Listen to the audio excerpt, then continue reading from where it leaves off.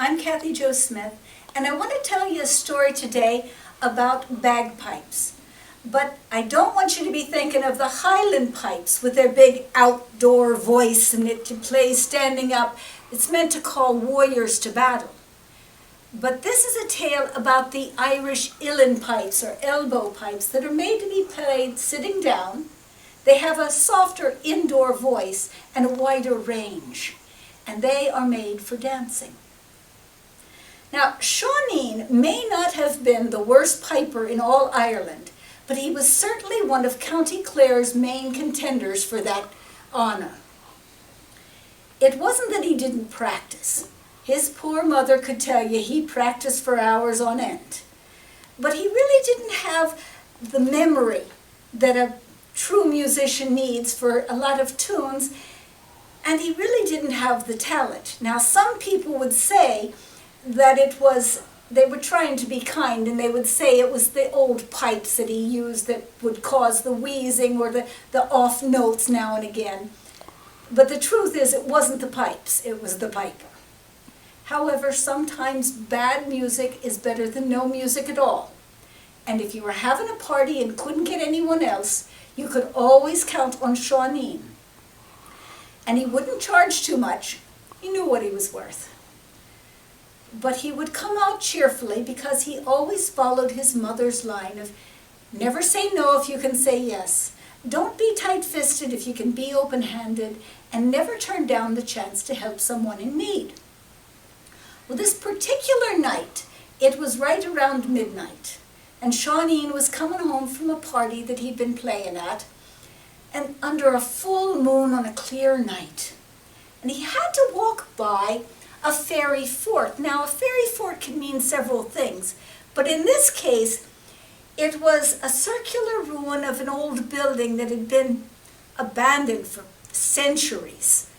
And people now said that it was an entryway to the underground world of the fairy folk, and they stayed away from it. But standing outside the fairy fort was a little man with a tall hat and an old-fashioned swallow-tailed coat, and he was looking up and down the road as if waiting for someone. And when Seanín came up, the little man says, "Oh, there you are, Seanín, just the man I was waiting for. Now, we're having a party and we need a piper and we couldn't find anyone else. Would you come along? We'll never say no if you can say yes." And Seanín agreed, and the little man says, "The king will be so happy. And if you just follow me." And he turned and walked into the fairy fort and disappeared. Seanín wasn't sure what he'd gotten himself in for. A king, no less, and in the fairy fort, but he said he would.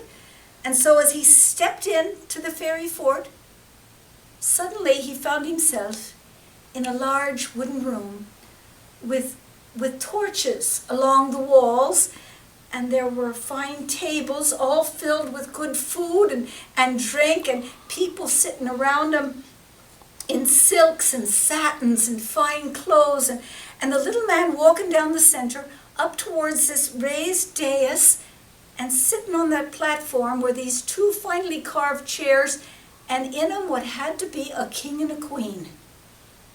And Seanín came up behind the little man just in time to hear him say, "Your Majesty, may I present the best piper in all Ireland." And Seanín sort of looked around. He was seldom the best piper in the room, unless he was alone. But the king was smiling, and he called for a chair, and Seanín sat down and got out his pipes, and he started to play, and the music came out perfectly. The first song, not a squeak, not a squawk, not a wrong note, and people are up and they're dancing, and the king's smiling and clapping his hands and tapping his foot, and Seanín played through all of the tunes that he knew, every one of them perfect. And then he played through tunes that he'd only ever heard before and had never actually learned, but they came out beautiful. And by the end of the night, he was playing tunes that, well, he'd never heard until they came out of the bagpipes.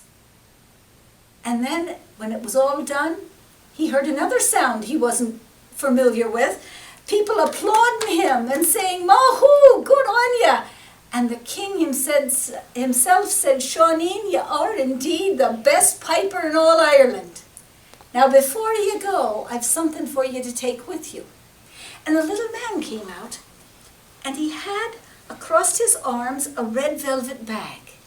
And on top of the bag were the most beautiful set of pipes that Seanín had ever seen. Ivory and ebony and fine leather. And the little man wrapped him up and he gave them to Seanín. And Seanín gathered up his old pipes and the new ones, and all he could do was to bow to the king.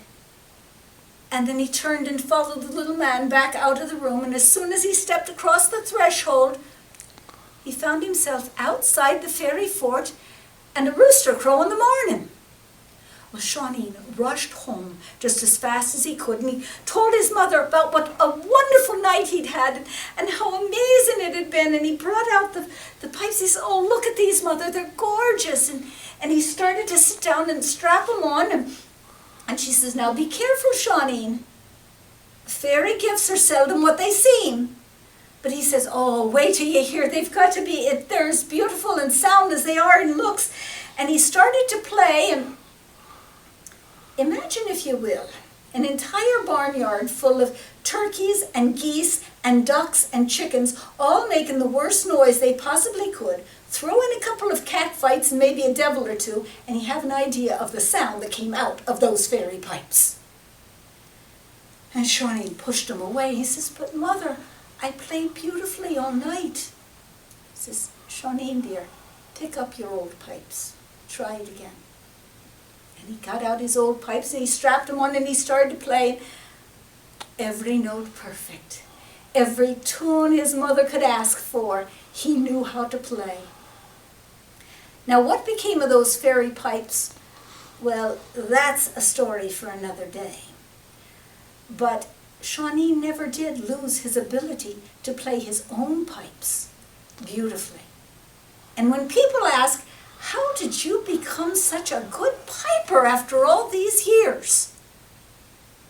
Seanín would simply smile and say, "Never say no when you can say yes. Don't be tight-fisted when you can be open-handed. And never turn down the chance to help someone in need." And that's the tale of Seanín the Piper. Thank you.